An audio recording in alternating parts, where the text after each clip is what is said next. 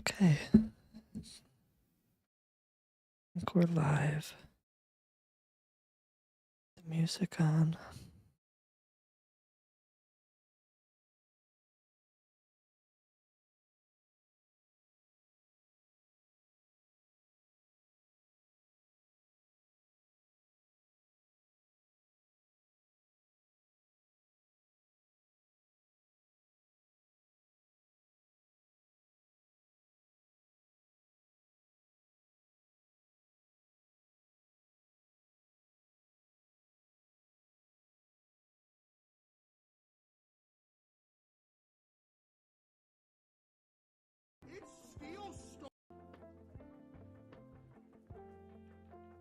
There we go.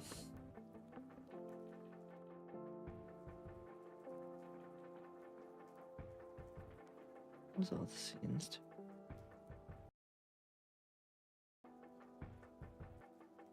Great.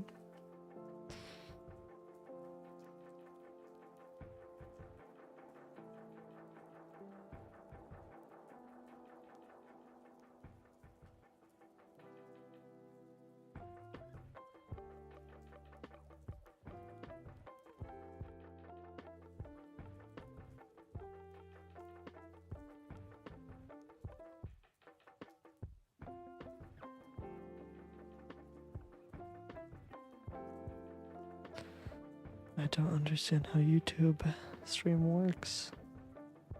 Do I change the title?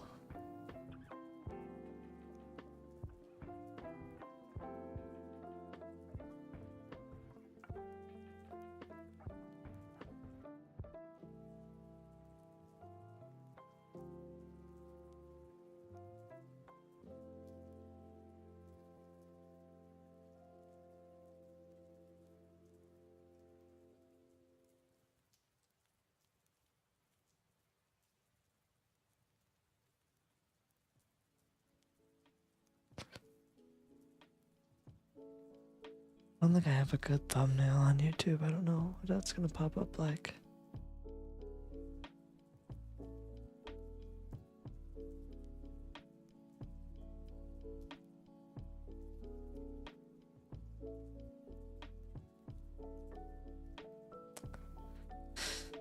Yeah, I don't know what the thumbnail would be.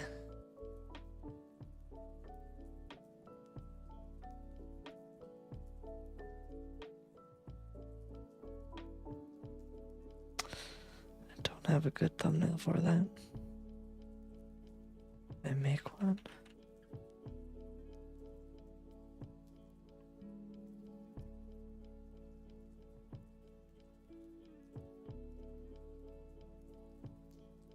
I don't understand. I feel like it will change, right?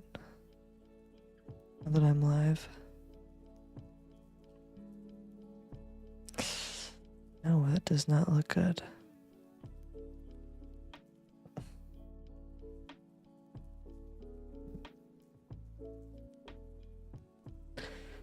Does not look good.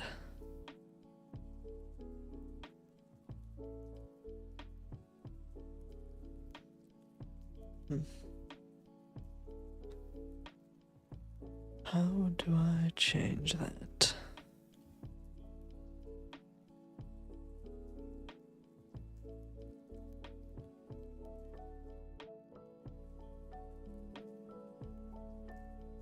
I don't know.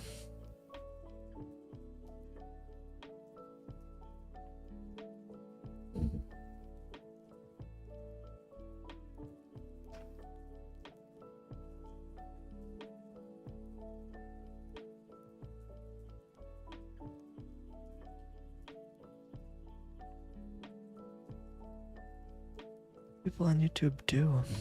I don't know. I guess I can look.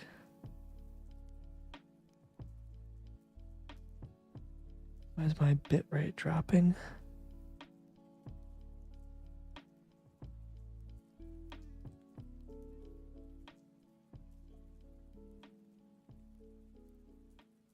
I don't know. I don't know.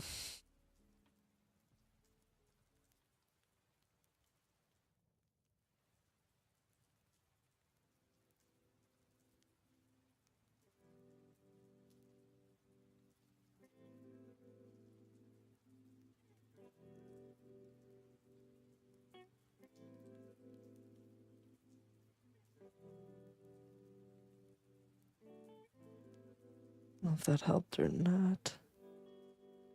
I have a feeling like it didn't.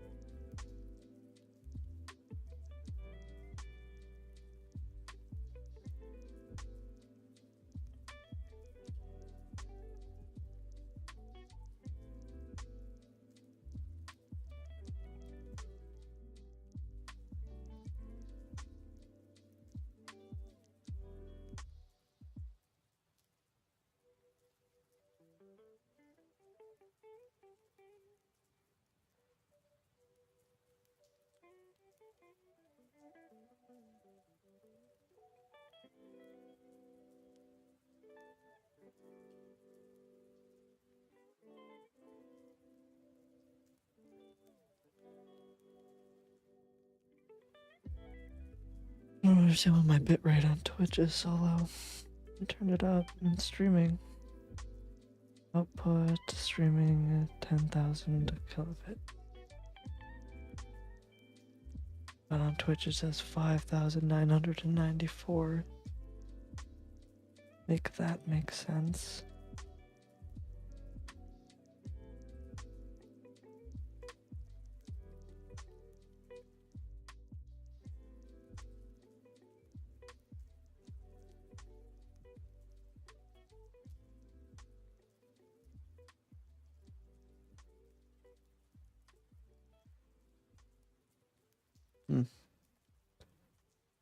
I don't know. The stream looks fine though.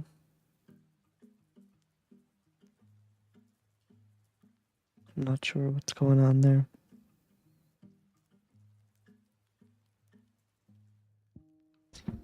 I am not sure.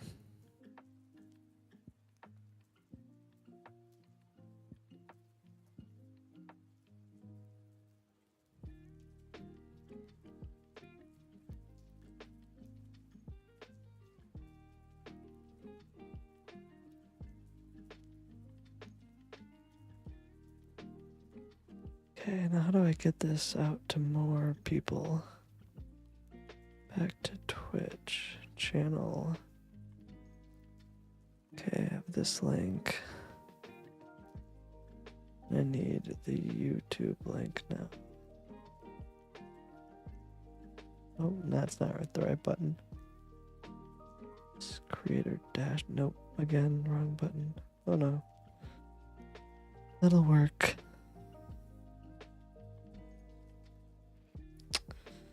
And I guess I also need on YouTube.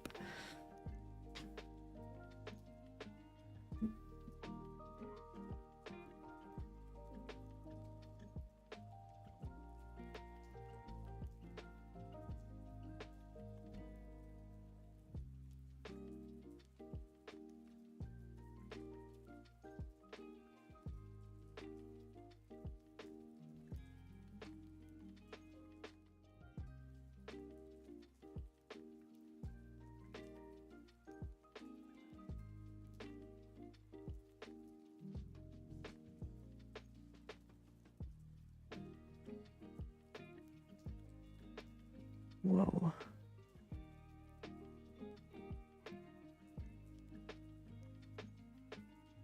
Yeah, why does it say unstable?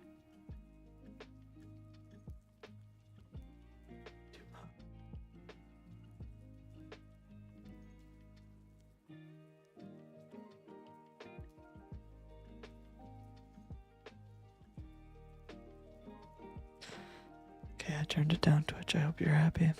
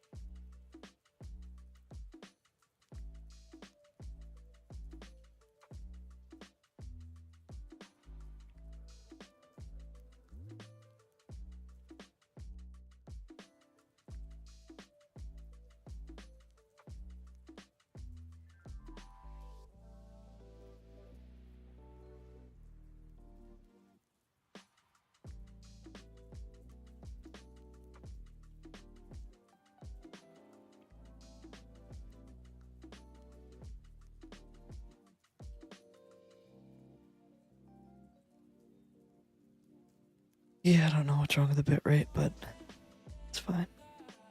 Got a lot to do. Got a lot to do.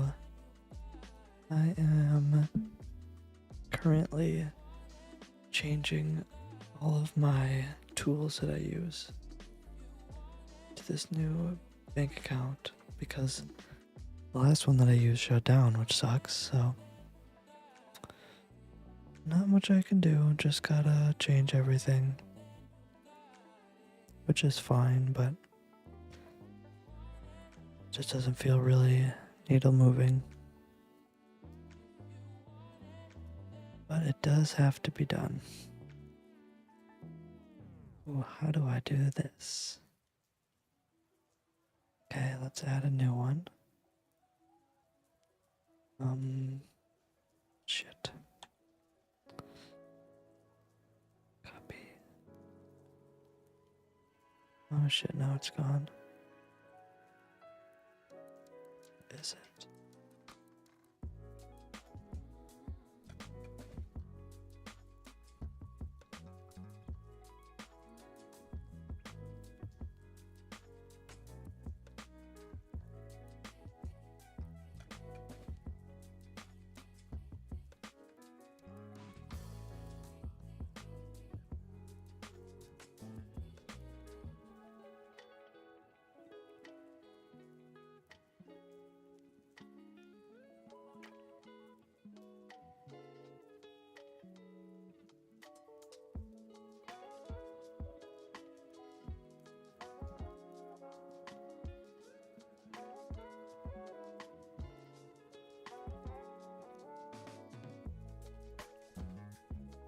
Bang, okay.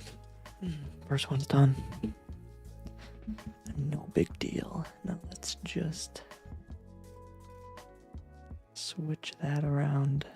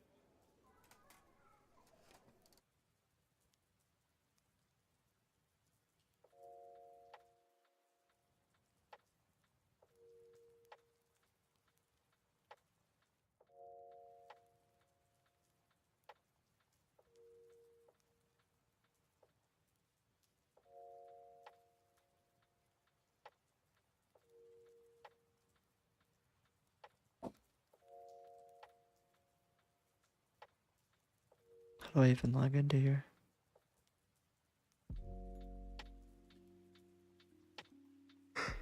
I don't know.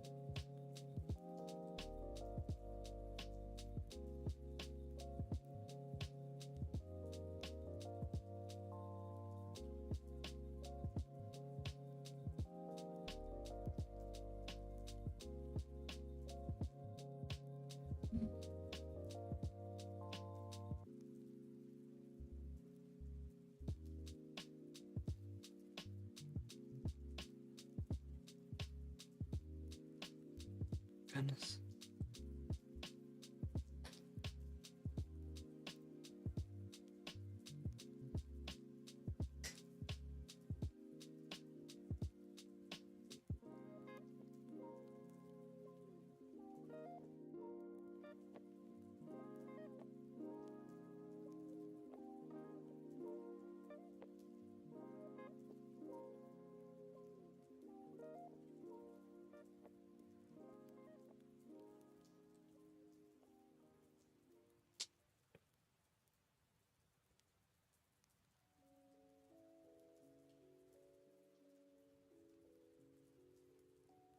Okay, we're back.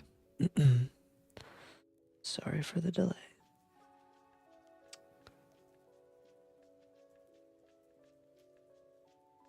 If you're just tuning in now, we're currently switching over all of my tools to a new debit card because the business bank I was using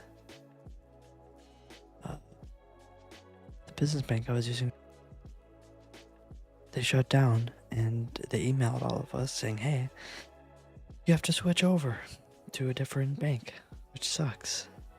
So yeah, we're just going through that now.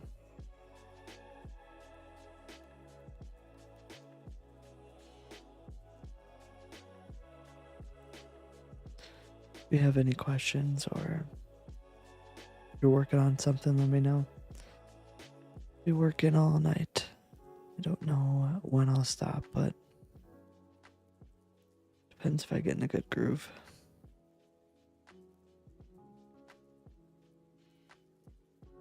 What the fuck is this?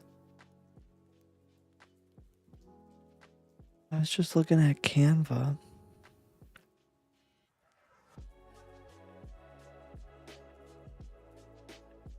Turns out I have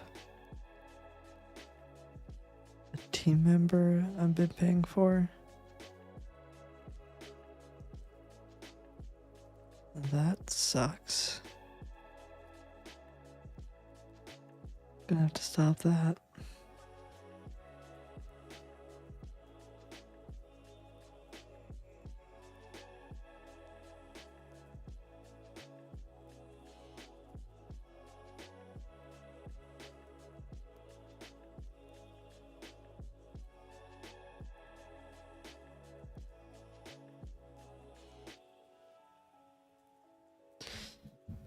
Can I do?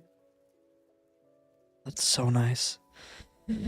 Anybody who has an Apple Watch, whenever you sign into something, you have the option to double tap with your watch instead of like Touch ID or password this, password that, 2FA this, 3FA, 4FA. Never ends.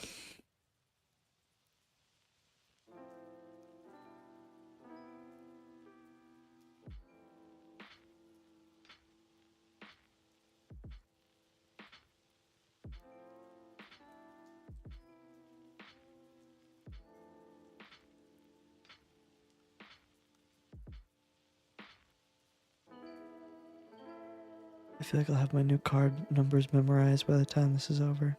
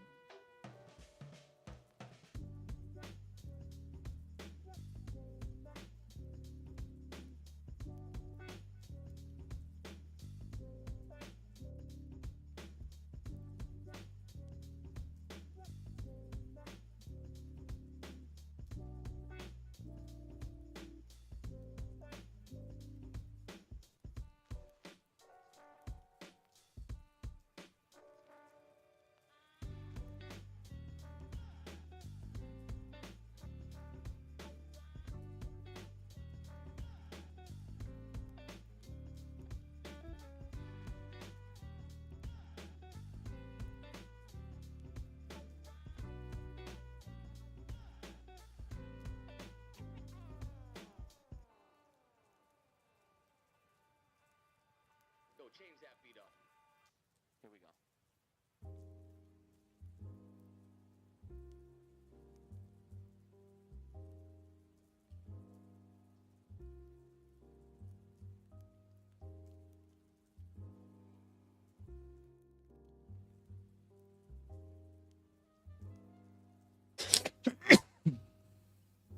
Ah, sorry, chat.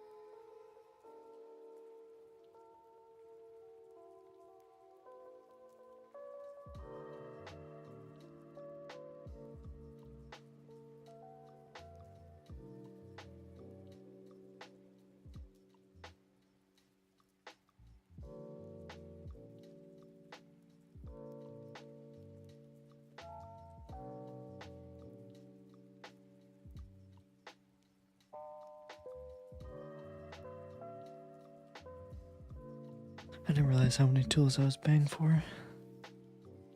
So I have to go through all of them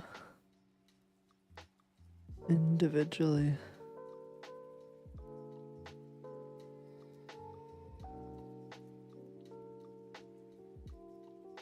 And then you realize, why do I have so many tools?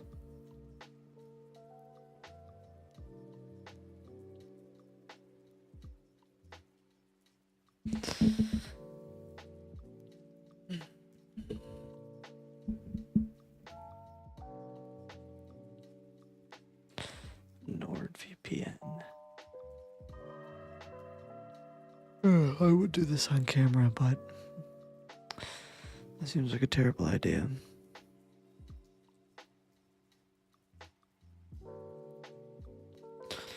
Okay, but actually, this is hilarious.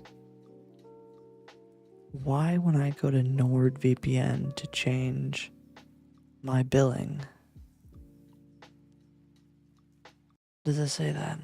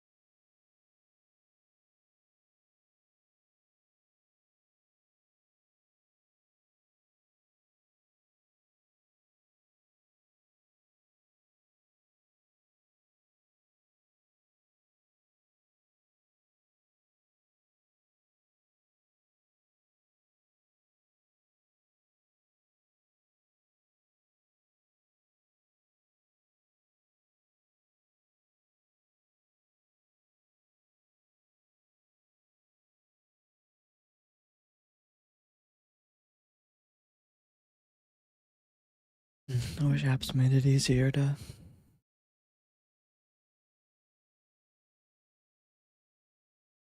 change. I'm on Squarespace right now, and I have no idea how to change my billing, which sucks. So I'll have to figure that out, but I really have no idea how to change that or why I can't just find it. Account settings.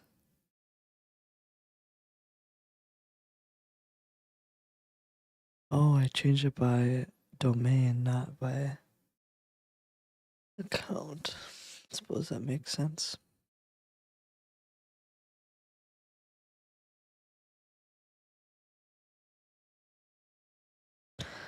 I suppose that makes sense. That's fine then. I still have this one domain from when I did a little bit of cold email, but I'm not doing that anymore. And I feel like if I did do that again, I'd probably pay an agency to do it. So I'll probably just cancel this because I don't want to deal with that anymore. Well, I guess if. Oh, yeah. Okay. Well, I actually don't know how to cancel it. I thought it would be easier. Auto renew. Oh, never mind. Turn that off. Off pilot auto renew. Yeah. Yeah. Okay. All right. That's updated. We're doing great, guys. Don't have very much longer. Doing great. Clean shot. That's right.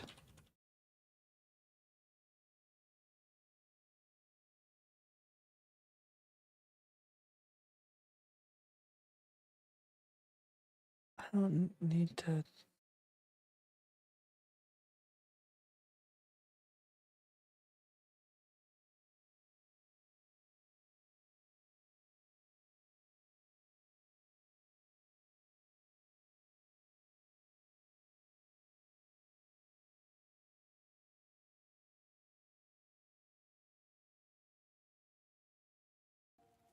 Oh, there we go.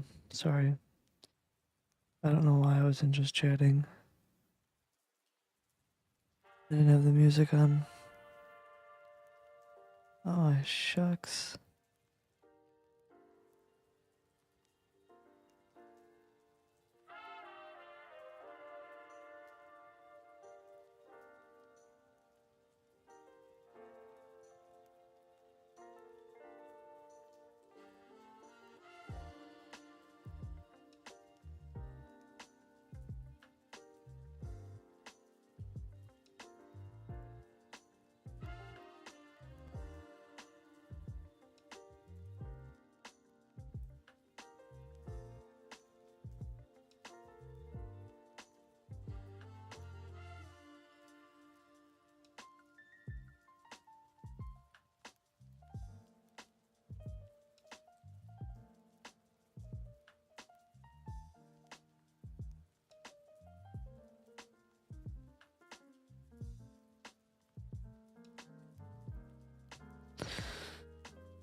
Yep. Gotta step it up. Gotta step it up.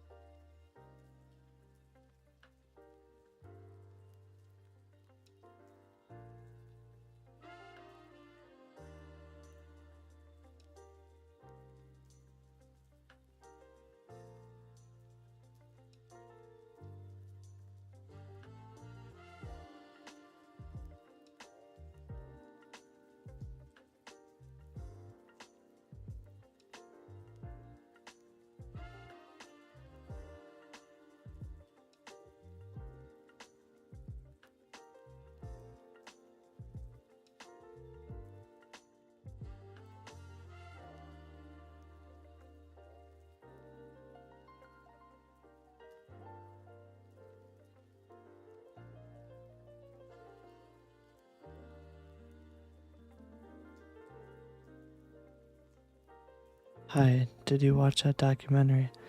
No, I haven't. Should I put it on now while I'm working? And welcome back. It's good to have you here.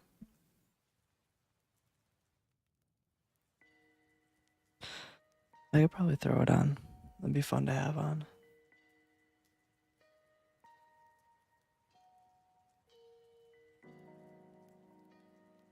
How was studying going? Did you figure out what I meant?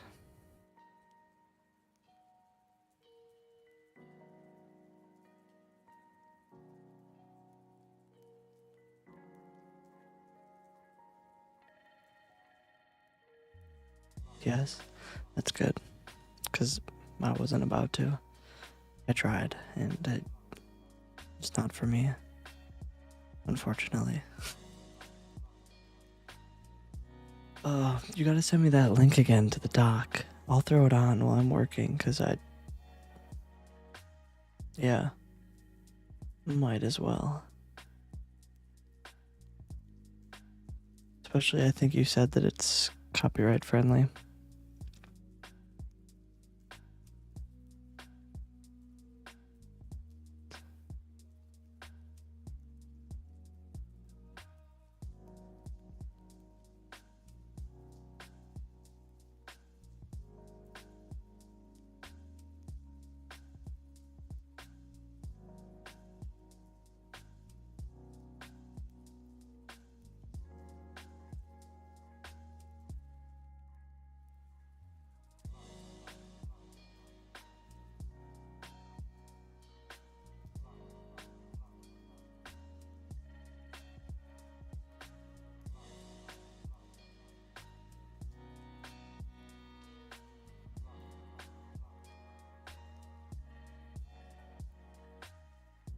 Perfect. Perfect. I'll throw that on in a second. I'm just updating two of these last tools that I'm switching over, and then I'll put it on.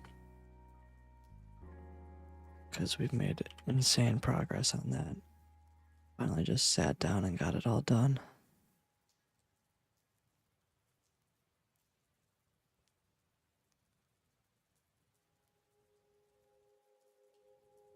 Gotta update my car insurance.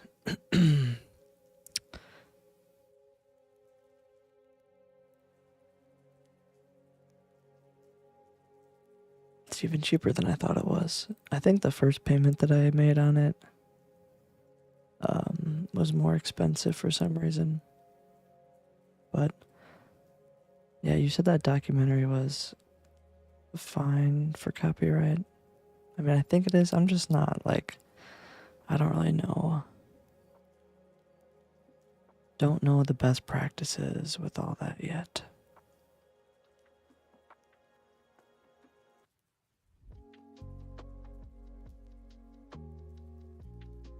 It's copyright free. Perfect. Perfect.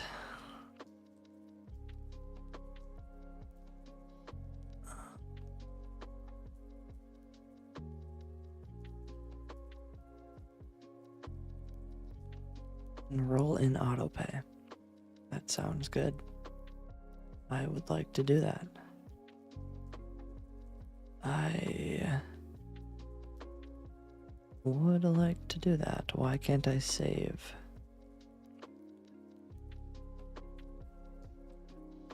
Save. Am I missing something? What am I missing? Oh. Choose payer. What does that even mean? Do what you want. Yeah, I'll put it on in a second. Here.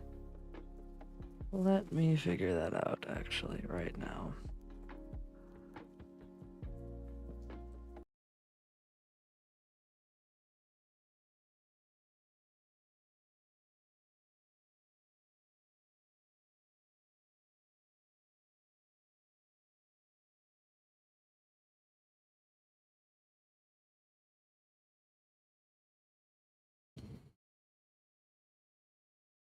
What is the best way for me to put this on?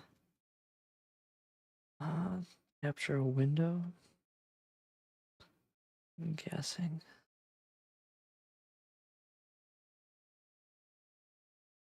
Okay.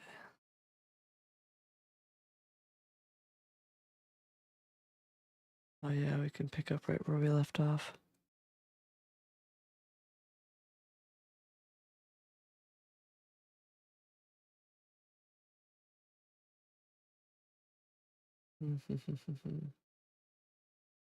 Okay.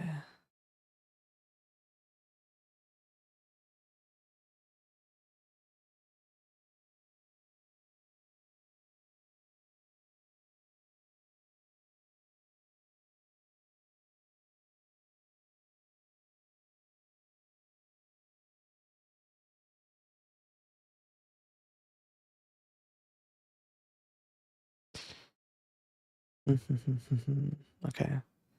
Yeah, I remember that part. Right. Now, if I do something like. What do I do?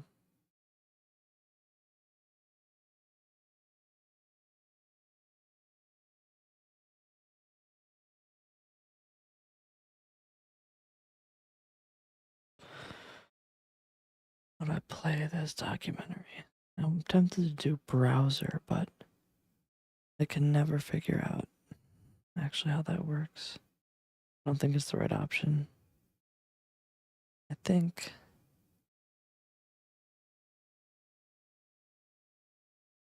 this is the right option. If I do something like this and that. Oh.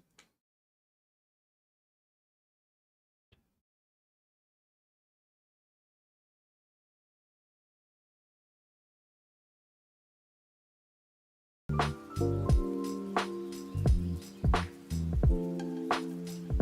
I don't know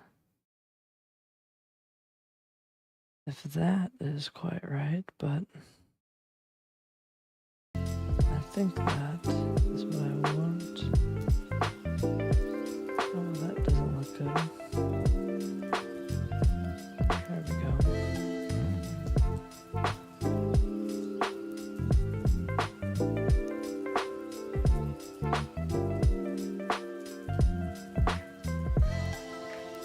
Should I do something like, what's the best way to do this?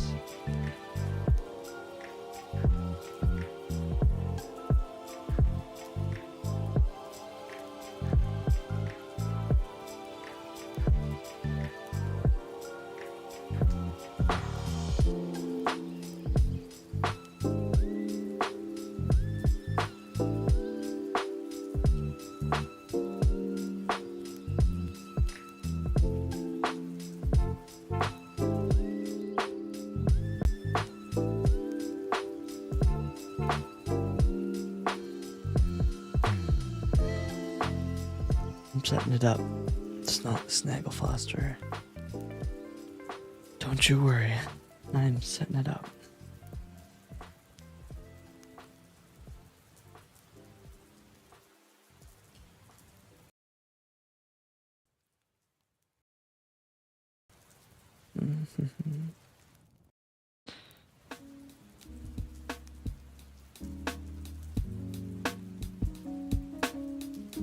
I'll have to do that.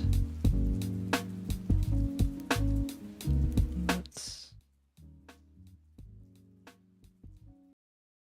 Actually, I think that's fine. I gotta turn off the music though.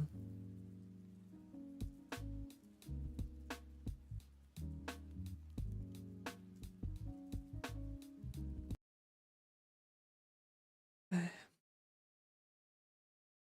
Global AI Safety Summit, set to look at the risks of the fast-growing technology and also. I think this is a hugely critical moment. Best for viewers. humanity. It feels like we're on the cusp I of some incredible don't want to things click on happening. that link. AGI is pretty close, I think. What is that link? This is the moment I've been living my whole life. Who are you? Rated February 2024. I've always been fascinated by the mind. So I'd set my heart on studying neuroscience because I wanted to get inspiration from the brain for AI. I remember asking Demis, what's the end game? You know, so you're going to come here and you're going to study neuroscience and you're going to maybe get a PhD if you work hard. And he said, you know, I want to be able to solve AI. I want to be able to solve intelligence. The human brain is the only existence proof we have, perhaps in the entire universe, that general intelligence is possible at all. And I thought someone in this building should be interested in general intelligence like Please I am. stop it and ban. And then Shane's name popped up. That's virus. Okay. I will ban. I think I have to put that mod back on so I don't get that anymore.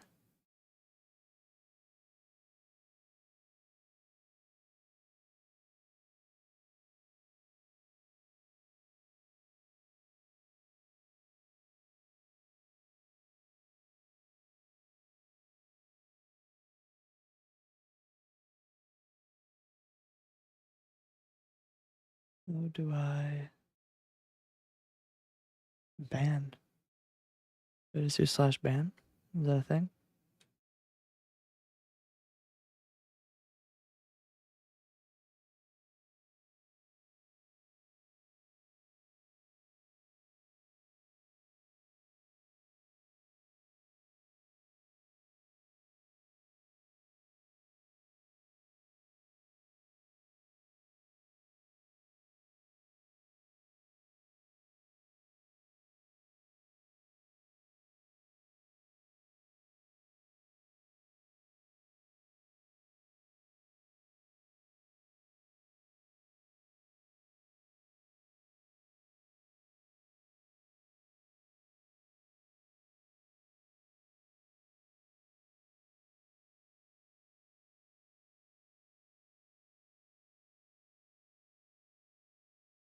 Okay, I banned him.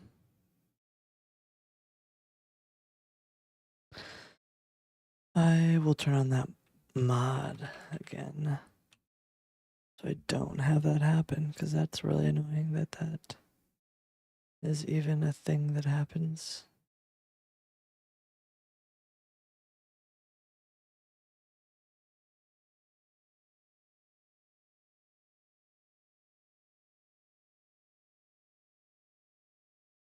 Yeah, that's really annoying. Thanks for letting me know.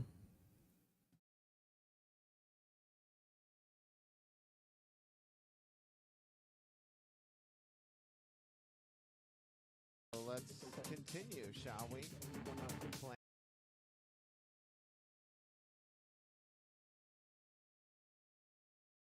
Our next speaker today is Shane Legg. He's from New Zealand, where he trained in math way to and do it. classical ballet. Are machines actually becoming more intelligent? Some people say yes, some people say no. It's not There really is. clear. We know they're getting a lot faster at doing computations, but are we actually going forwards in terms of general Give intelligence? me We were mod. both obsessed I with don't know what AGI, that is, artificial or general intelligence. So how today that we're gonna be works, talking about, really. different I mean, I approaches would, I to just don't know, building like, AGI.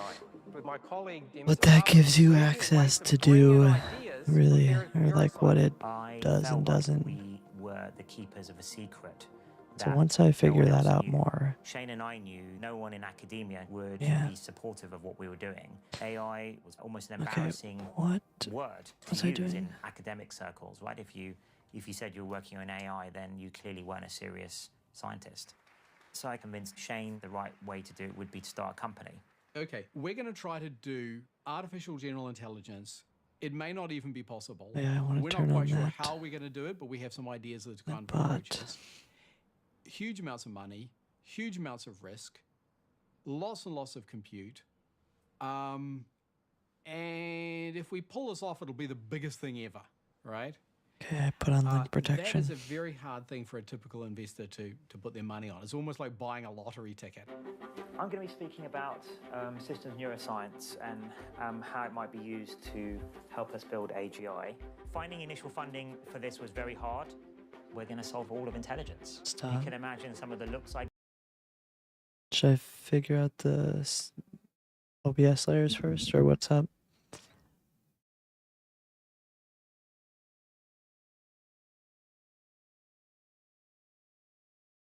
Or can you not hear it? Is that what's going on? Yeah, you can't hear it. Okay. 1 second.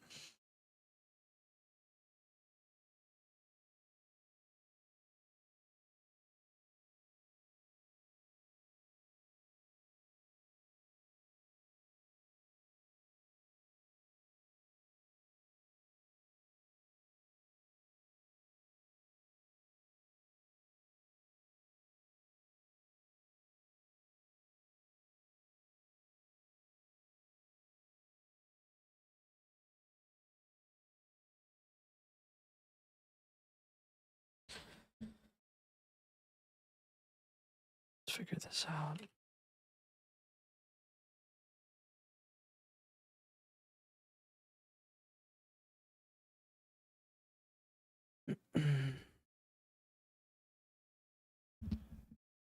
If I can hear it.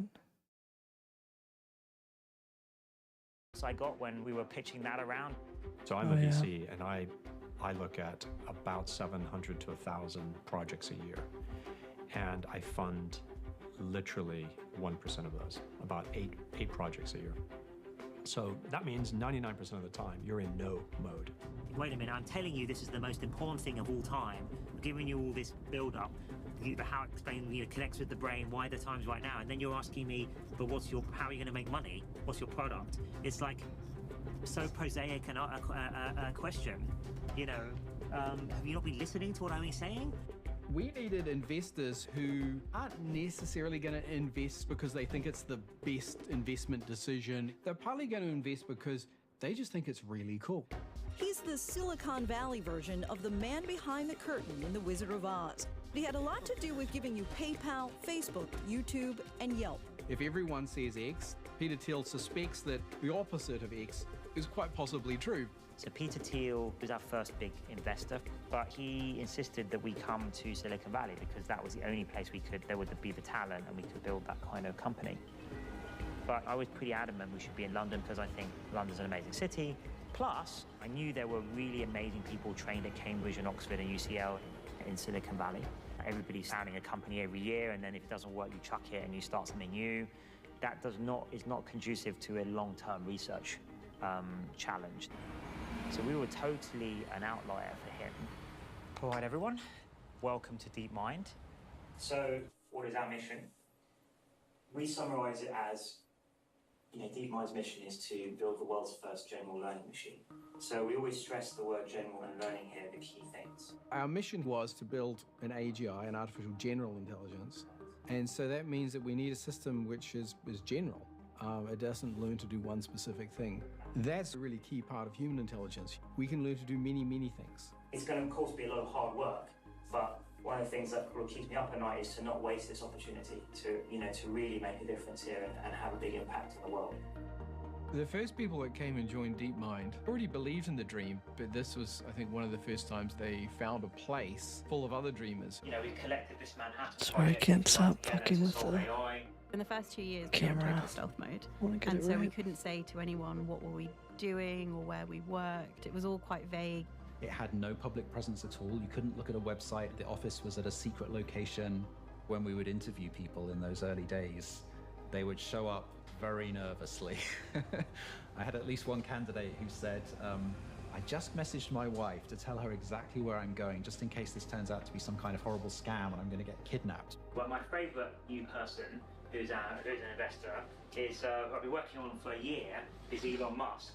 So for those who don't know, that's what he looks like. And he hadn't really thought much about AI until we chatted. His mission is to die on Mars or something, but not an impact.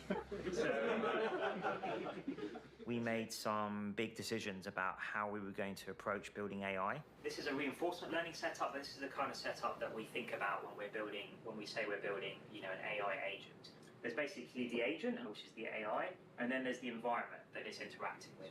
We decided that games, as long as you're very disciplined about how you use them, are the perfect training ground for AI development. We wanted to try to create one algorithm that could be trained up to play several dozen Makes different sense. Atari games. Instead of set so just like a rules. human, you have to use the same brain to Finite play all the games. games. You can think of it that you provide the agent with the cartridge. and you say, okay, imagine you're born into that world with that cartridge and you just get to interact with the pixels and see the score. What can you do? So what you're going to do is take your Q function, QK. Q learning is one of the oldest methods for reinforcement learning. And what we did was combine reinforcement learning with deep learning within one system. No one had ever combined those two things together at scale to do anything impressive. And we needed to prove out this thesis. We tried doing Pong as the first game. It seemed like the simplest. It hasn't been told anything about what it's controlling or what it's supposed to do. All it knows is that score is good, and it has to learn what its controls do and build everything sort of from first principles.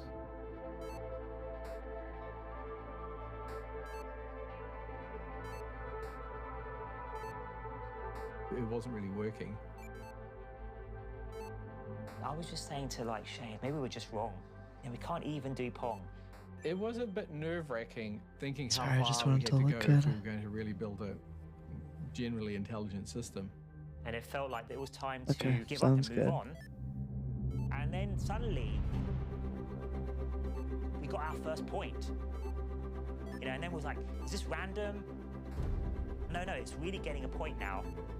It was really exciting that this thing that previously couldn't even figure out how to move I think that's so cool. Like, I've watched a lot of YouTube videos that are Then it was getting a few points, and then it won its about first like game, teaching and AI how to then 3 play months later, no Trackmania human or could something beat like it. that, you know, You and just haven't told it the rules, how to seeing the get the progression score, of it nothing. learn, And being you just told tell it to nothing. maximize the score, and it goes So away. fascinating. This is the first time anyone had done this end-to-end learning.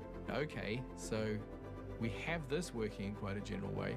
Now let's try another game. So then we tried Breakout. Now, at the beginning, after 100 games, the agent is not very good. It's missing the ball most of the time, but it's starting to get the hang of the idea that the bat should go towards the ball. Now, after 300 games, it's about as good as any human can play this. Snagglefuster, what should I put the category System on? playing for another I'm 200 watching games. this. And it did this amazing thing. It found the optimal strategy was to dig a tunnel around the side and put the ball around the back. Is it just chatting? Finally, the agent is actually achieving what you thought it would achieve. That is a great feeling, right? When we do research, that is the best we can hope for. We started generalizing to 50 games, and we basically created a recipe. We could just take a game that we had never seen before. We would run the algorithm on that, and the QN could train itself from scratch, achieving human level or sometimes better than human level. We didn't build it to play any of them. We could just give it a bunch of games and it would figure it out for itself. That's so And cool. there was something quite magical in that. Suddenly you had something that would respond and learn whatever situation it was parachuted into. And that was like a huge, huge breakthrough. It was, in many respects, the first example of any kind of thing you could call general intelligence. So true. Although we were a well-funded startup, holding us back was not enough compute power. I realized that this would accelerate our timescale to AGI massively. I used to see Demis quite frequently. We'd have lunch, and he did say to me that he had 2 companies that were involved in buying DeepMind, and he didn't know which one to go with. The issue was, would any commercial company appreciate the real importance of the research and give the research time to come to fruition and not be breathing down their necks saying we want some kind of commercial benefit from this?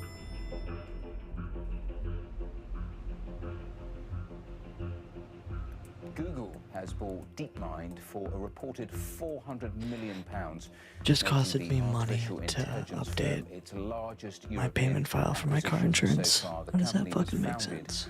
by What the 37-year-old fuck is that? entrepreneur Demis Hassabis. After the acquisition, I started mentoring and spending time with Demis and just listening to him. And this is a person who fundamentally is a scientist and a natural scientist. He wants science to solve every problem in the world, and he believes it can do so. That's not a normal person you find in a tech company. We were able to not only join Google, but run independently in London, build our culture, which was optimized for breakthroughs, and not deal with products, do pure research. Our investors didn't want to sell, but we decided that this was the best thing for the mission. In many senses, we were underselling in terms of value before it more matured and you could have sold it for a lot more money. And the reason is because there's no time to waste. There's so many things that got to be cracked while the brain's still in gear, you know, I'm still alive. There's all these things that got to be done. So you haven't got, I mean, how many billions would you trade for another 5 years of life, you know, to do what you set out to do? Okay, all of a sudden we've got this massive What scale the computer. fuck? Is that real?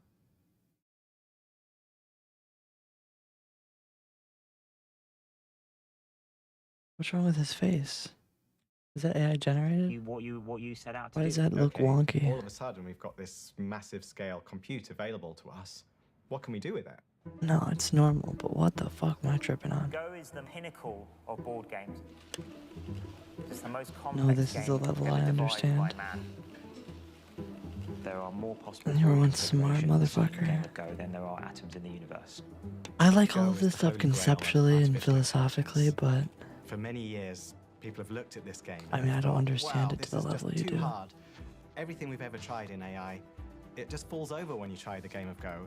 And so that's why it feels like a real litmus test of progress. We had just bought DeepMind. They were working on reinforcement learning, and they were the world's experts in games. And so when they introduced the idea that they could beat the top-level Go players in a game that was thought to be incomputable, I thought, well, that's pretty interesting. Our ultimate next step is to play the legendary Lee Sedol in just over 2 weeks. A match like no other is about to get underway in South Korea. Lee Sedol is getting ready to rumble. Lee Sedol is probably one of the greatest players of the last decade. I describe him as the Roger Federer of Go. I showed up, and all of a sudden we have 1,000 Koreans who represent all of Korean society, the top Go players. And then we have Demis and a great engineering team. He's very famous for very creative Viking play. So this could be difficult for us. I figured Lee Sedol was going to beat these guys, but they'll make a good showing. Good for a startup. I went over to the technical group and they said, let me show you how our algorithm works. If you step through the actual game, you can see kind of what AlphaGo thinks. The way we start off from training AlphaGo is by showing it 100,000 games that strong amateurs have played. And we first initially get AlphaGo to mimic the human player. And then through reinforcement learning, it plays against different versions of itself many millions of times and learns from its errors. This is interesting. All right, folks, you're going to see history made. So the game starts. He's really concentrating. He really is. Look at that. Oh. That's a very surprising move. I think we've seen an original move here.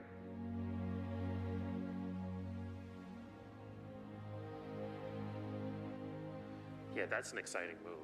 I like moves like that. Professional commentators almost unanimously said that not a single human player would have chosen move 37. So I actually had to poke around in AlphaGo to see what AlphaGo thought, and AlphaGo actually agreed with that assessment. AlphaGo said there was a 1 in 10,000 probability that move 37 would have been played by a human player. 알파고는 실은 확률적 계산을 하고 그냥 이기기 위한 그런 머신에 불과하다고 생각을 했었는데 충분히 알파고도 창의적이다.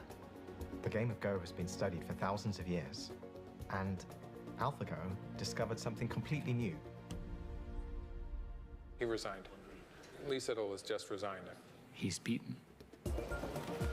The battle between man versus machine, a computer just came out the victor. Google put its DeepMind team to the test against one of the brightest minds in the world and won. That's when we realized the DeepMind people knew what they were doing and to pay attention to reinforcement learning as they had invented it. Everybody say tonight. Based on that experience, AlphaGo got better and better and better. And they had a little chart of how much better they were getting. And I said, when does this stop? And Demis said, when we beat the Chinese guy, the top-rated player in the world. Ke versus AlphaGo. I think we will see AlphaGo pushing through there. AlphaGo is ahead quite a bit. About halfway through the first game, the best player in the world was not doing so well. What can Black do here? Looks difficult.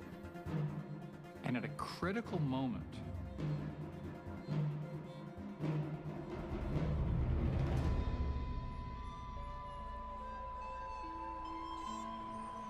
the Chinese government ordered the feed cut off. It was at that moment we were telling the world that something new had arrived on Earth. In the 1950s, when Russia's Sputnik satellite was launched, it changed the course of history. It is a challenge that America must meet to survive in the space age. This has been called the Sputnik moment. The Sputnik moment created a massive reaction in the US in terms of funding for science and engineering, and particularly space technology. For China, AlphaGo was the wake-up call, the Sputnik moment. It launched an AI space race. We had this huge idea that worked, and now the whole world knows. It's always easier to land on the moon if someone's already landed there. It is going to matter who builds AI and how it gets built. I always feel that pressure. There's been a big chain of events that followed on from all of the excitement of AlphaGo. When we played against Lisa Doll, we actually had a system that had been trained on human data, on all of the millions of games that had been played by human experts. We eventually found a new algorithm, a much more elegant approach to the whole system, which actually stripped out all of the human knowledge and just started completely from scratch. And that became a project which we called AlphaZero, zero meaning having zero human knowledge in the loop. Instead of learning from human data, it learned from its own games, so it actually became its own teacher. AlphaZero is an experiment in how little knowledge can we put into these systems, and yet how quickly and how efficiently can they learn. And the other thing is that AlphaZero doesn't have any rules, learn through experience. The next stage was to make it more general so that it could play any two-player game, things like chess, and in fact, any kind of two-player perfect information game. It's going really well. It's going really, really well. Oh, it's wow. going down like fast. AlphaGo used to take a few months to train, but AlphaZero could start in the morning playing completely randomly, and then by tea be a superhuman level, and by dinner it would be the strongest chess entity there's ever been. That's crazy. It's amazing. It's That discovered is its own insane. attacking style, you know, to take on, you know, the current level of defence. I mean, never in my wildest dreams. I agree, actually. I was not expecting that either. And it's fun for me. I mean, it's inspired me to get back into chess again, because it's cool to see that there's even more depth than we thought in chess.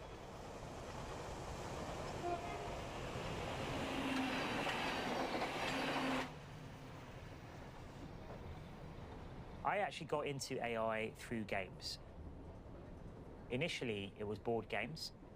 I was thinking, how is my brain doing this? Like, what is it doing? I was very aware of that from a very young age. So I've always been thinking about thinking. The British and American chess champions meet to begin a series of matches. Playing alongside them are the cream of Britain and America's youngest players. Demis Hassabis is representing Britain. When Demis was 4, he first showed an aptitude for chess. By the time he was 6, he became London under-8 champion. My parents were very interesting and unusual, actually. I'd probably describe them as quite bohemian. My father was a singer-songwriter when he was younger, and Bob Dylan was his hero.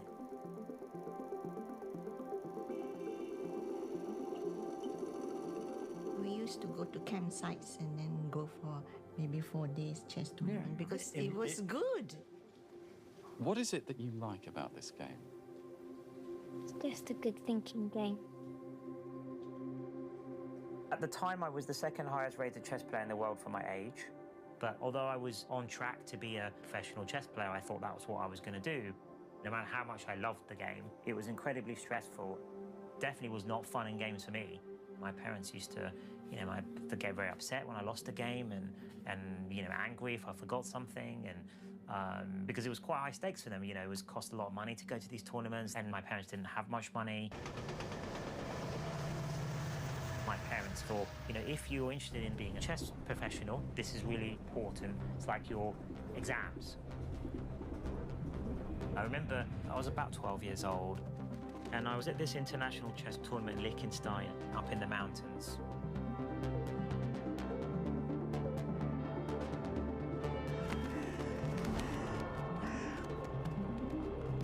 And we were in this huge church hall with, you know, hundreds of international chess players. And I was playing the ex-Danish champion. He must have been in his 30s, probably.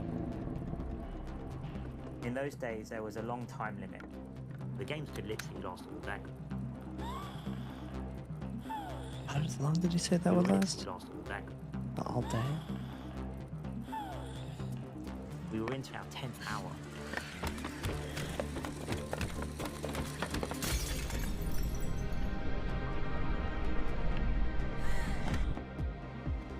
And we were in this incredibly unusual ending. I think it should be a draw. But he kept on trying to win for hours.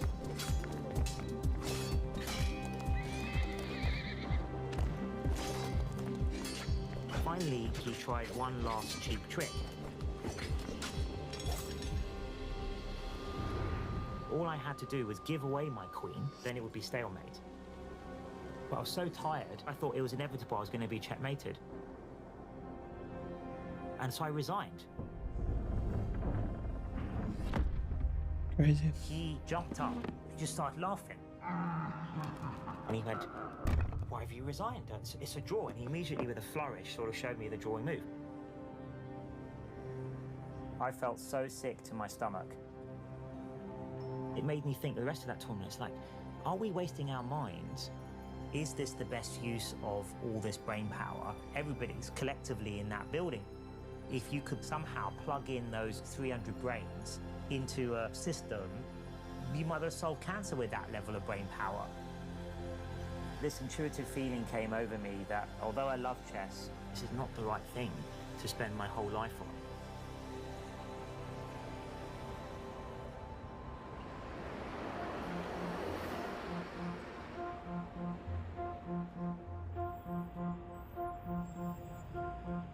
Demis and myself, our plan was always to fill DeepMind with some of the most brilliant scientists in the world. So we have the human brains necessary to create an AGI system. By definition, the G in AGI is about generality. What I imagine is being able to talk to an agent, the agent can talk back, and the agent is able to solve novel problems that it hasn't seen before. That's a really key part of human intelligence, and it's that cognitive breadth and flexibility that's incredible. The only natural general intelligence we know of as humans, we obviously learn a lot from our environment. So we think that simulated environments are one of the ways to create an AGI. The very early humans were having to solve logic problems. They were having to solve navigation, memory, and we evolved in that environment. If we can create a virtual recreation of that kind of environment, that's the perfect testing ground and training ground for everything we do at DeepMind.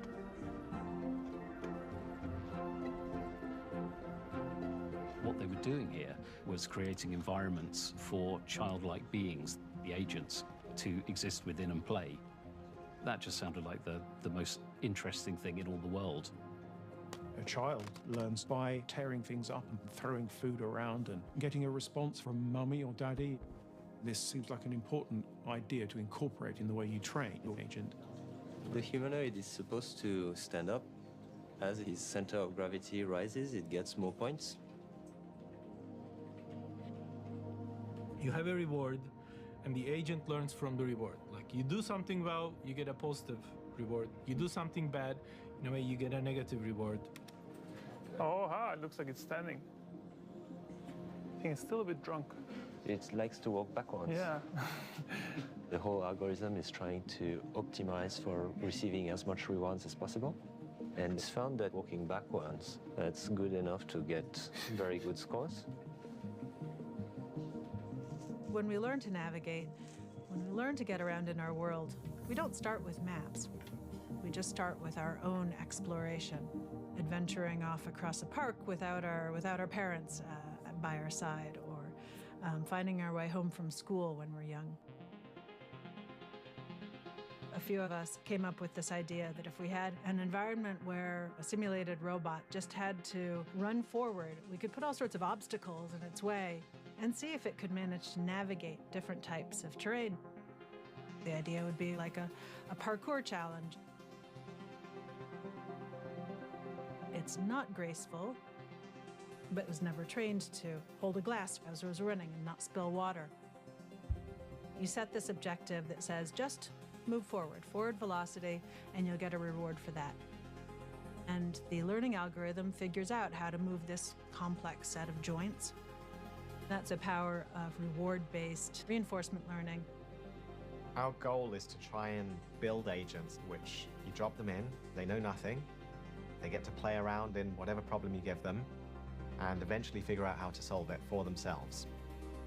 Now, we want something which can do that in as many different types of problems as possible. A human needs diverse skills to interact with the world. How to deal with complex images, how to manipulate thousands of things at once, how to deal with missing information. We think all of these things together are represented by this game called StarCraft. All it's been trained to do is, given this situation, this screen, what would a human do? Right? We took inspiration from large language models, where you simply train a model to predict the next word, which is exactly the same as predict the next StarCraft move. Unlike chess or Go, where players take turns to make moves, in StarCraft, there's a continuous flow of decisions. On top of that, you can't even see what the opponent is doing. There is no longer a clear definition of what it means to play the best way. It depends on what your opponent does. This is the way that we'll get to a much more fluid, more natural, faster, more reactive agent. This is a huge challenge, and let's see how far we can push. Oh, holy monkey. I'm a pretty low-level amateur. I'm okay, but I'm a pretty low-level amateur. These agents have a long ways to go. We couldn't beat someone of Tim's level. You know, that was a little bit alarming. At that point, it felt like it was going to be a really big, long challenge in maybe a couple years. Danny is the best DeepMind StarCraft 2 player. I've been playing the agent every day for a few weeks now. I could feel that the agent was getting better really fast. Wow, we beat Danny. That for me was already like a huge achievement. The next step is we're going to book in a pro to play.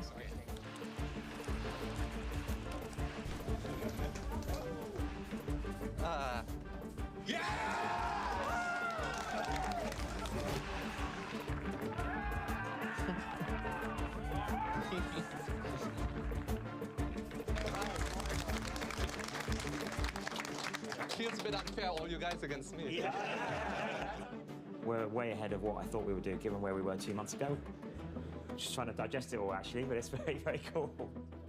Now we're in a position where we can finally share the work that we've done with the public. This is a big step. We are really putting ourselves on the line here. Take it away. Cheers. We're gonna be live from London. It's happening. Welcome to London. We are going to have a live exhibition match. Mana against AlphaStar. At this point now, AlphaStar 10-0 against professional gamers. Any thoughts before we get into this game, though? I just want to see a good game. Yeah, I want to see a good game. Absolutely, good game. We're all excited. All right, let's see what Mana can pull off. AlphaStar is definitely dominating the pace of this game. Wow, AlphaStar is playing so smartly. This really looks like I'm watching a professional human gamer from the AlphaStar point of view.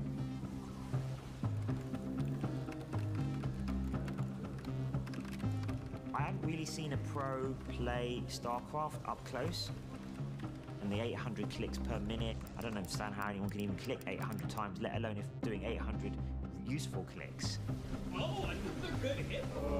Alpha Star, just completely relentless. We need to be careful because many of us grew up as gamers and are gamers, and so to us it's very natural to view games as what they are, which is pure vehicles for fun, and not to see that more militaristic side that the public might see if they looked at this. You can't look at gunpowder and only make a firecracker. All technologies inherently point into certain directions. I'm very worried about the certain ways in which AI will be used for military purposes. And that makes it even clearer how important it is for our societies to be in control of these new technologies. The potential for abuse from AI will be significant. Wars that occur faster than humans can comprehend, and more powerful surveillance. How do you keep power forever over something that's much more powerful than you?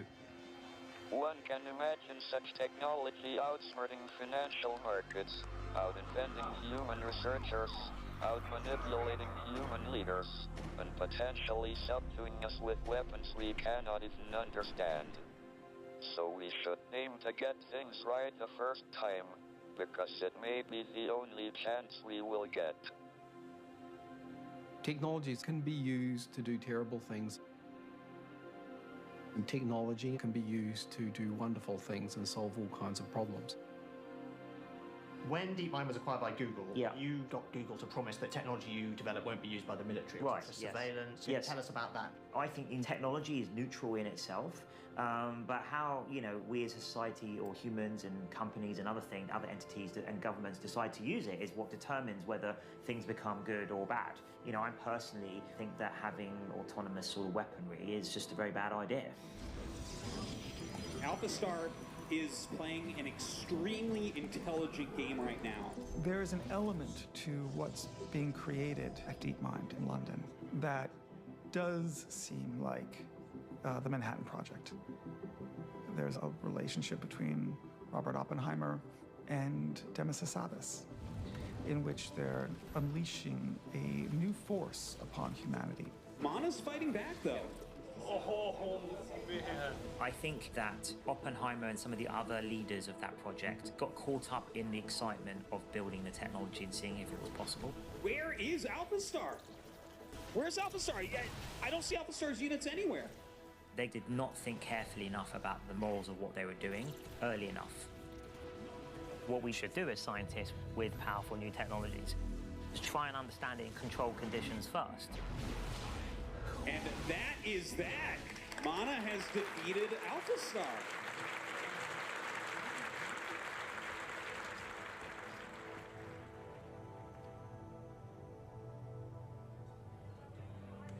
I mean, my honest feeling is that I think is a fairer representation of where we are, and I think that part feels okay. I'm very happy for you, so, well done. My view is that the approach to building technology, which is embodied by move fast and break things, is exactly what we should not be doing. Because you can't afford to break things and then fix them afterwards. Cheers, yeah? Thank you so much. Yeah, get some rest. You did really well. Cheers, yeah? Thank you for having us.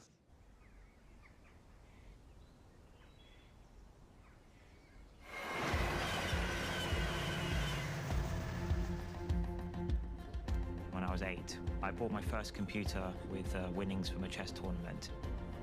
I've sort of had this intuition that computers are this magical device that can extend the power of the mind. I had a couple of school friends. We used to have a hacking club, writing code, making games.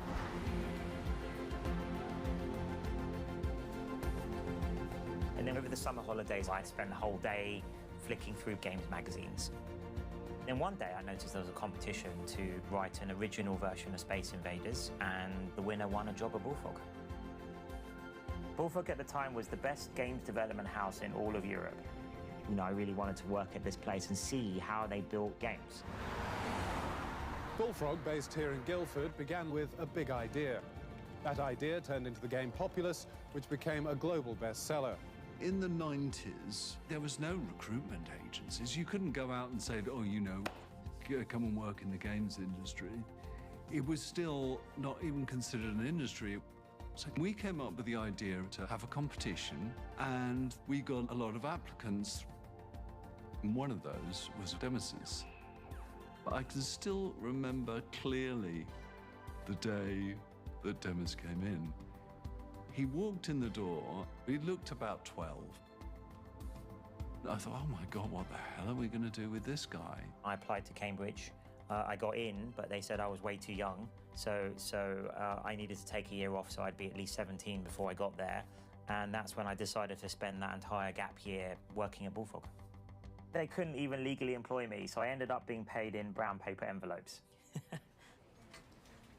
I got a feeling of being really at the cutting edge and how much fun that was to invent things every day. Yeah, and then, yeah, definitely. Later, I mean, I've always been on the side of, I think AI is good. I use it a lot in my work for clients. More than just shooting things. And just like to have a game where you the overall opportunity and impact it can have, I thought was immense and completely untapped. Demos and I started to talk. Headlines like to focus on the negative parts of it, but it's truly insane. I love like those Trackmania videos, where they just teach AI like how to play it. They're kind of going through that now. They talked about how they set it up with games initially. They were autonomous, and that was the AI in this case. So what I was trying to do was mimic interesting human behavior so that the simulation would be more interesting to interact with. Demos worked on ridiculous things like you could place down these shops, and if you put a shop too near a very dangerous ride, then people on the ride would throw up because they'd just eaten. And then that would make other people throw up when they saw the throwing up on the floor. So you then had to have lots of sweepers to quickly sweep it up before other people saw it. That's the cool thing about it. You as the player tinker with it and then it reacts to you. All those nuanced simulation things he did, and that was an invention which never really existed before. It was unbelievably successful. Theme Park actually turned out to be a top 10 title, and that was the first time we were starting to see how AI could make a difference. We were doing some Christmas shopping and were waiting for the taxi to take us home. I have this very clear memory of Demis talking about AI in a very different way, in a way that we didn't commonly talk about. This idea of AI being useful for other things other than entertainment. So being useful for helping the world and the potential of AI to change the world. I just said to Demis, what is it you want to do? And he said to me, I want to be the person that solves AI.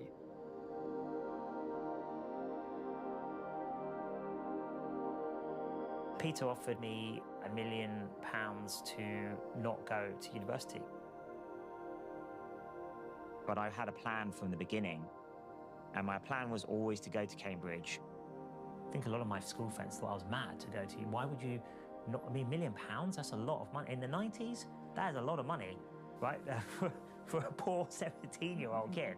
He's like this little seed that's got to burst through, and he's not going to be able to do that at Bullfrog. I had to drop him off at the train station, and I can still see that picture of this little elven character disappear down that tunnel. That was an incredibly sad moment. I had this romantic ideal of what Cambridge would be like. 1,000 years of history, walking the same streets that Turing, Newton, and Crick had walked. I wanted to explore the edge of the universe. When I got to Cambridge, I'd basically been working my whole life. Every single summer, I was either playing chess professionally or I was working, doing an internship. So I was like, right, I am going to have fun now and explore what it means to be a normal teenager.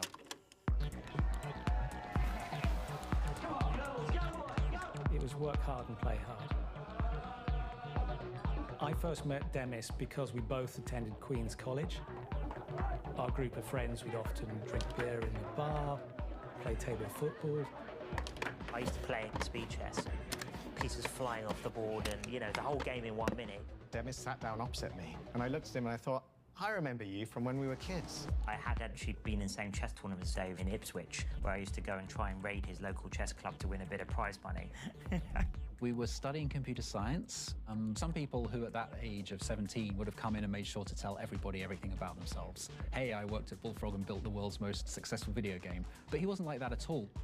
At Cambridge, Demis and myself both had an interest in computational neuroscience and trying to understand how computers and the brains intertwined and linked together. Both David and Demis came to me for supervisions. It happens just by coincidence that the year 1997, their third and final year at Cambridge, was also the year when the first chess grandmaster was beaten by a computer program. Round one today of a chess match between the ranking world champion Garry Kasparov and an opponent named Deep Blue, to test to see if the human brain can outwit a machine. I remember the drama of Kasparov losing the last match. Whoa! Kasparov has resigned. When Deep Blue beat Garry Kasparov, that was a real watershed event. My main memory of it was I wasn't that impressed with Deep Blue. I was more impressed with Kasparov's mind. That he could play chess to this level where he could compete on an equal footing with the brute of a machine, but of course Kasparov can do everything else humans can do too. It was a huge achievement, but the truth of the matter was Deep Blue could only play chess. What we would regard as intelligence was missing from that system. This idea of generality and also learning. Cambridge was amazing because, of course, you know, you're mixing with people who are studying many different subjects. There were scientists, philosophers, artists, geologists, biologists, ecologists. You know, everybody's talking about everything all the time. I was obsessed with the protein folding problem. Tim Stevens used to talk obsessively, almost like religiously, about this problem, protein folding problem. Proteins are, you know, one of the most beautiful and elegant things about biology. They're the machines of life. They build everything, they control everything. They're why biology works. Proteins are made from strings of amino acids that fold up to create a protein structure. If we can predict the structure of proteins from just their amino acid sequences, then a new protein to cure cancer or breaks down plastic to help the environment is definitely something that you could begin to think about. I kind of thought, well, is a human being clever enough to actually fold the protein? We can't work it out. Since the 1960s, we've thought that, in principle, if I know what the amino acid sequence of a protein is, I should be able to compute what the structure's like. So, if you could just press a button and they'd all come popping out, that would be, that would have some impact. It stuck in my mind as this is a very interesting problem. And it felt to me like it would be solvable. But I thought it would need AI to do it. If we could just solve protein folding, it could change the world.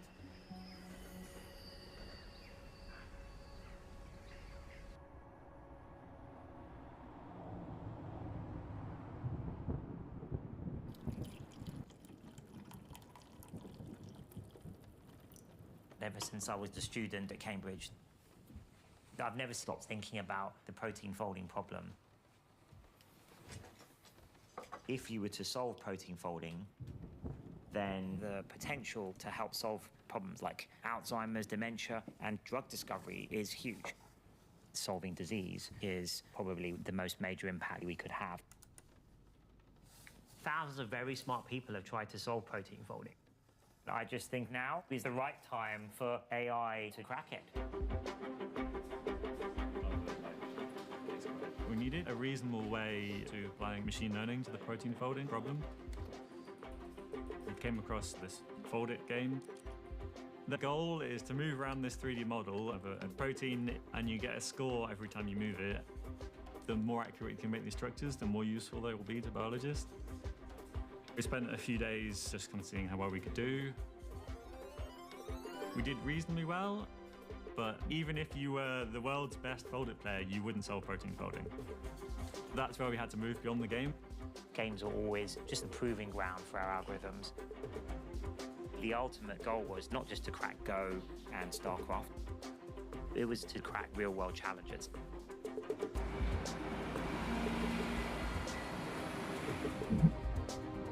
I remember hearing this rumor that Demis was getting into proteins. I talked to some people at DeepMind and I would ask, so are you doing protein folding? And they would artfully change the subject. And when that happened twice, I pretty much figured it out. So I thought I should submit a resume. All right, everyone, welcome to DeepMind. I know some of you, this may be your first week, but I hope you all settled in. The really appealing part for me about the job was this sense of connection to the larger purpose. If we can crack some fundamental problems in science, many other people and other companies and labs and so on could build on top of our work. This is your chance now to add your chapter to this story. When I arrived, I was definitely quite a bit nervous. I'm still trying to keep... I haven't taken any biology courses. We haven't spent years of our lives looking at these structures and understanding them. We are just going off the data and our machine learning models. In machine learning, you train a network like flashcards. Here's the question, here's the answer. Here's the question, here's the answer.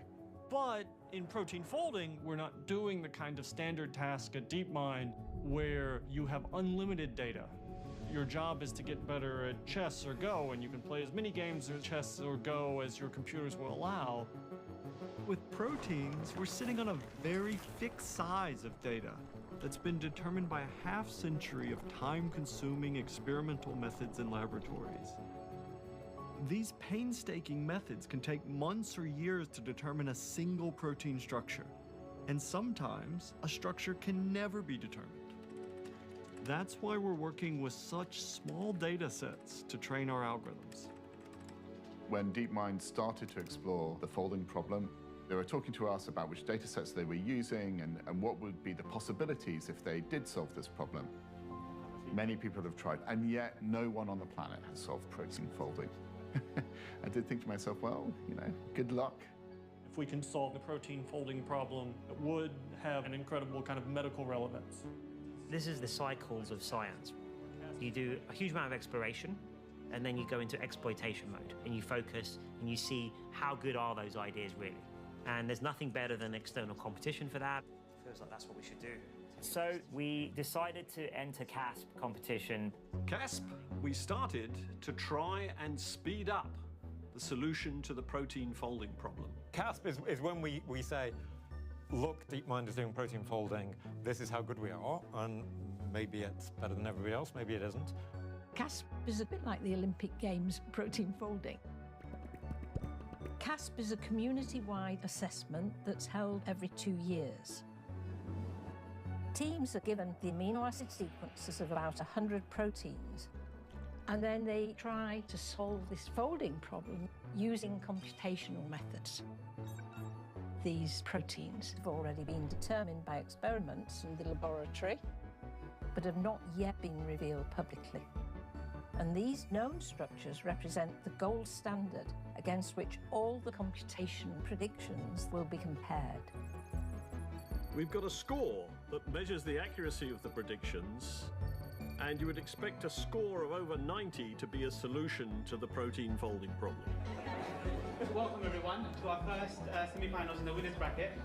Nick and John versus Demis and Frank. Please join us another round. This will be an intense match. When I learned that Demis was going to tackle the protein folding issue, I wasn't at all surprised. It's very typical of Demis. He loves competitions. And that's still the first game. 10-7. The aim for CAS would be to not just win the competition, but sort of retire the need for it. So 20 targets total have been released by CASP. We were thinking maybe throw in the standard kind of machine learning and see how far that could take us. Instead of having a couple days on an experiment, we can turn around 5 experiments a day.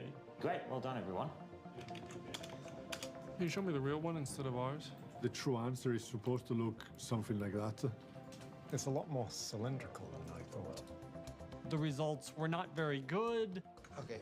You throw all the obvious ideas to it and the problem laughs at you. This makes no sense. We thought we could just throw some of our best algorithms at the problem. We were slightly naive. We should be learning this, in the blink of an eye. The thing I'm worried about is we take the field from really bad answers to moderately bad answers. I feel like we need some sort of new technology for moving around these things.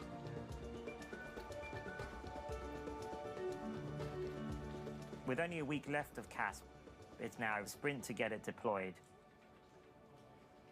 You've done your best, and then there's nothing more you can do but wait for CASP to deliver the result.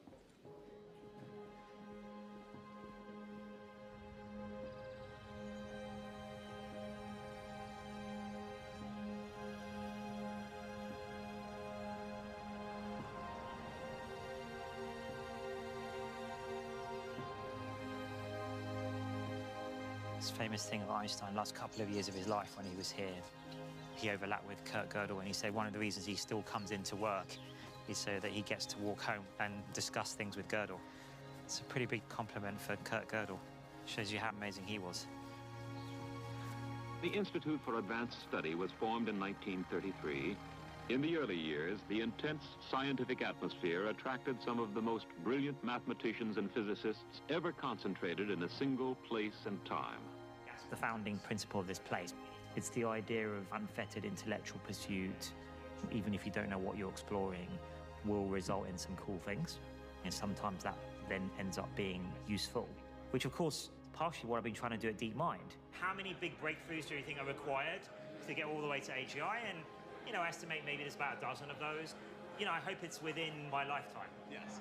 But then all scientists hope that, right? Demis has many accolades, was elected fellow to the Royal Society last year. He's also fellow Royal Society of Arts. A big hand for Demis Hassabis.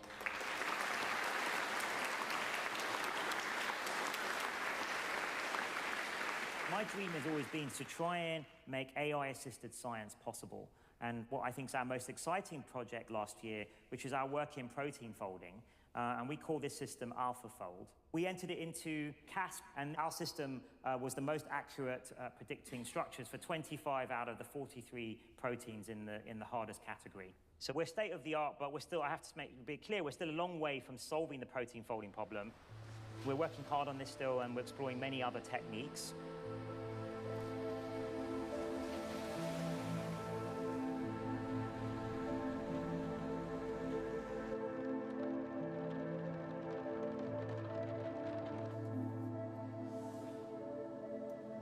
Get started. So, kind of a rapid debrief.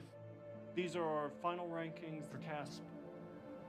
We beat the second team in this competition by nearly 50%, but we still got a long way to go before we've solved the protein folding problem in a sense that a biologist could use it. It is an area of concern. The quality of predictions varied, and they were no more useful than the previous methods. AlphaFold didn't produce good enough data for it to be useful in a practical way to say somebody like me investigating my own biological problems. That was kind of a humbling moment because we thought we'd worked very hard and succeeded. And what we'd found is we were the best in the world at a problem the world's not good at. We knew we sucked. It doesn't help if you have the tallest ladder when you're going to the moon. It's the opinion of quite a few people on the team that this is sort of a fool's errand in some ways. And I might have been wrong with protein folding. Maybe it's too hard still for where we're at generally with AI. If you want to do biological research, you have to be prepared to fail because biology is very complicated. I've run a laboratory for nearly 50 years, and half my time I'm just an amateur psychiatrist to keep my colleagues cheerful when nothing works. And quite a lot of I mean, the I've time, always been and I mean bullish 80, on 90%, AI it does not as work. a means If of you are at the forefront of science, I can expanding tell you will fail a humanity for the positive in all aspects. I mean, I just felt disappointed. I've never been like an AI hater, The if lesson I that's learned what is that you're ambition is a asking. good thing, but you need to get the timing right.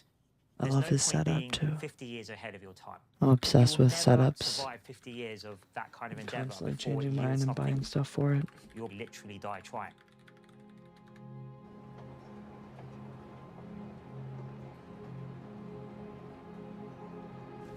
Four viewers. Wow. I don't think I've ever had 4 viewers before in my life. Welcome in, everybody. We're watching this When we talk about AGI, the holy grail of artificial intelligence, video about AI as I get some work done. I might show my desktop Which bits are we going to see today? as well. We're going to start in the garden. I just gotta figure out how to This is the do garden this looking from best. the observation area. Research scientists and engineers can analyze and collaborate and evaluate what's going on in real time. If I can just So, add the 1800s would think of things like this in television and here. a submarine or a rocket ship to the moon and say these things are impossible. Yet Jules Verne wrote about them, and a can century see and a me half later, working. they happened. We'll be experimenting on civilizations, really. Civilizations of AI agents. Once the experiments start going, it's going to be the most exciting thing ever. So how will we get sleep? I won't be able to sleep. Full AGI, it will be able to do any cognitive task that a person can do. And it will be able to scale potentially far beyond that. It's really impossible for us to imagine the outputs of a super intelligent entity. It's like asking a gorilla to imagine, you know, what Einstein does when he produces the theory of relativity. People often ask me these questions like, what happens if you're wrong and AGI is quite far away? And I'm like, no, I never worry about that. I actually worry about the reverse. I actually worry that it's coming faster than we can really prepare for.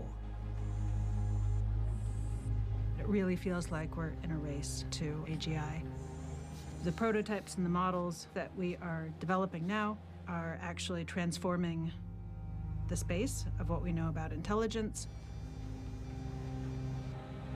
Recently, we've had agents that are powerful enough to actually start playing games in teams and competing against other teams. We're seeing cooperative social dynamics coming out of agents where we haven't pre-programmed in any of these sorts of dynamics. It's completely learned from their own experiences. When we started, we thought we were out to build an intelligent system and convince the world that we've done it.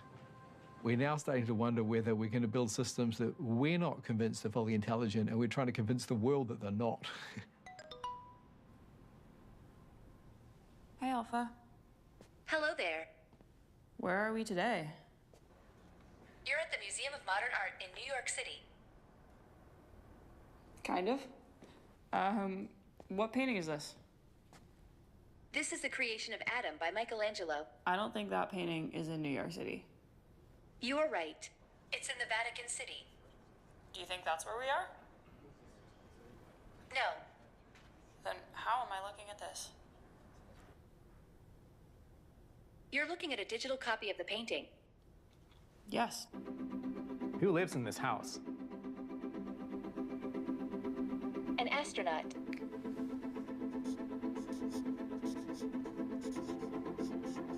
What's this astronaut's name? His name is Mark. This is a famous equation by Albert Einstein. It shows that energy and mass are equivalent. How would you explain it to a 5-year-old? Well, imagine you have a big rock, and you want to know how much it weighs. Is Mark in danger? No, Mark is not in danger. Why is that?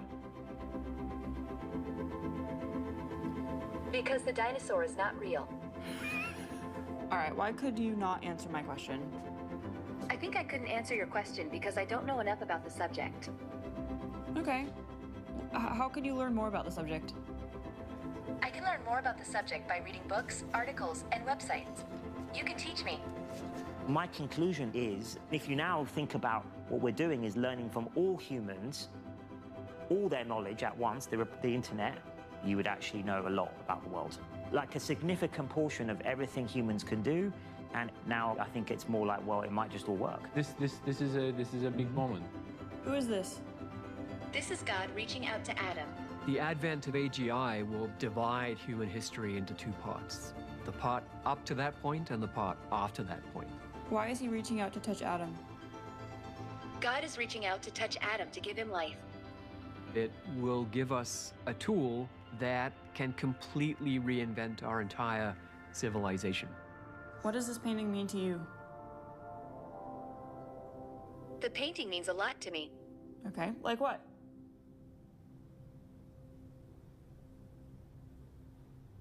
I think the painting is a reminder that we are all connected to each other and that we are all part of something bigger than ourselves. That's pretty nice. When you cross that barrier of AGI might happen one day in the future to, no, actually this could really happen in a time frame that's sort of like on my watch, you know. Something changes in your thinking. It's learned to orient itself by looking at... We have to be careful with how we use it and thoughtful about how we deploy it. You'd have to consider what's its top level goal. If it's to keep humans happy, which set of humans, what does happiness mean? A lot of our collective goals are very tricky, even for humans to figure out. Technology always embeds our values. It's not just technical, it's ethical as well. So we got to be really cautious about what we're building into it. The reality is that this is an algorithm that has been created by people, by us. You know, what does it mean to endow our agents with the same kind of values that we hold dear? What is the purpose of making these AI systems appear so human-like so that they do capture hearts and minds? Because they're kind of exploiting a human vulnerability also. The heart and mind of these systems are very much human-generated data for all the good and the bad. There is a parallel between the Industrial Revolution, which was an incredible moment of displacement, and the current technological change created by AI. We have to think about who's displaced and how we're going to support them. This technology is coming a lot sooner than really the world knows, or kind of even we 18, 24 months ago thought of. So there's a tremendous opportunity, tremendous excitement, but also tremendous responsibility. It's happening so fast. How will we govern it? How will we decide what is okay and what is not okay? AI-generated images are getting more sophisticated. The use of AI for generating disinformation and manipulating human psychology is only going to get much, much worse. AGI is covered. I fully believe that right now too. They're like what it was saying about like information, like you can't trust anything anymore. All videos, pictures, I mean anything that you see, the first thing people think of now is it AI? Like, it's crazy.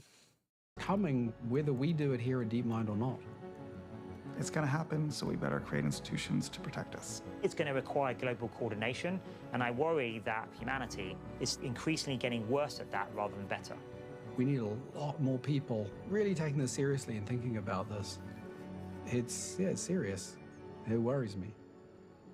It worries me, yeah. If you received an email saying this superior alien civilization is going to arrive on Earth, there would be emergency meetings of all the governments. We would go into overdrive trying to figure out how to prepare.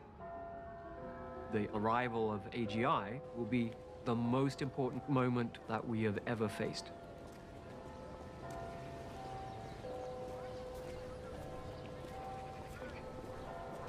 My dream was that on the way to AGI, we would create revolutionary technologies that would be of use to humanity.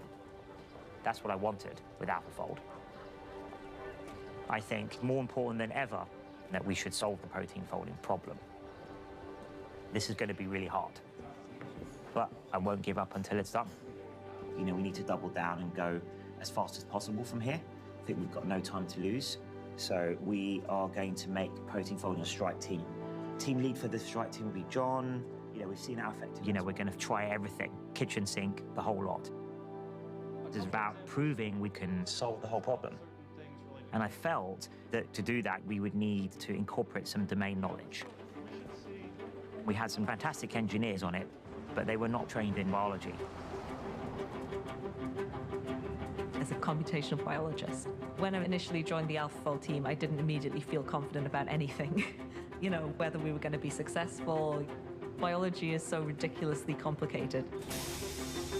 It just felt like this very far off mountain to climb. I'm starting to play with annealing temperatures to see if we can get multiple. I was one of the few people on the team who's done work in biology before. You feel this huge sense of responsibility.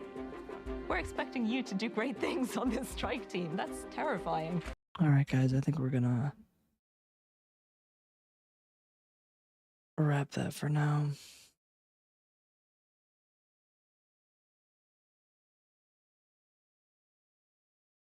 I will finish this video at Snagglefluster tomorrow. I don't know if you're gonna be in here or not, but I'll be live tomorrow to continue working. I don't know when, probably sometime in the morning, afternoon. But yeah, we can finish that video then. That'll be fun. It's really good so far.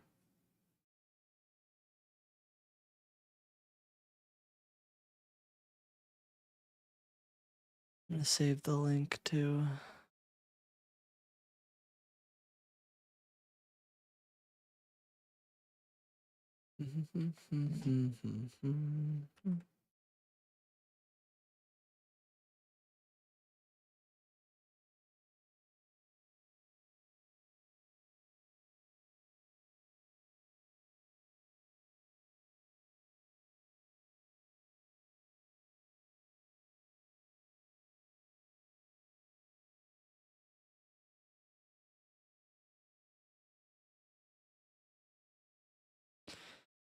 Okay, I saved that video.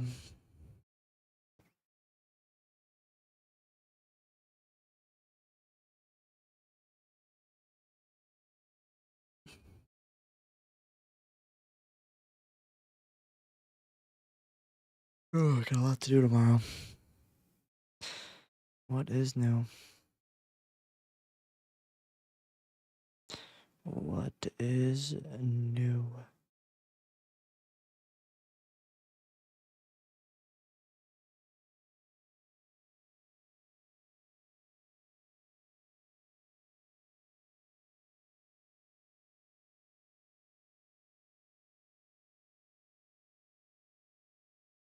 Okay, well, thanks for being in here, Snaggle. And anybody else that popped in, I'll be live tomorrow. Tomorrow. I'll be live tomorrow. Probably not so late. Definitely not so late. Probably sometime earlier in the morning. Alright. See you guys.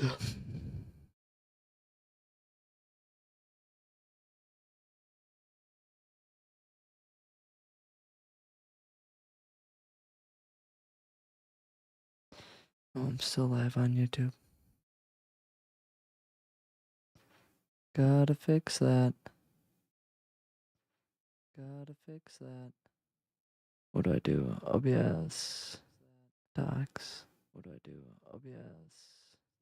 Docs. Multiple output. Oop.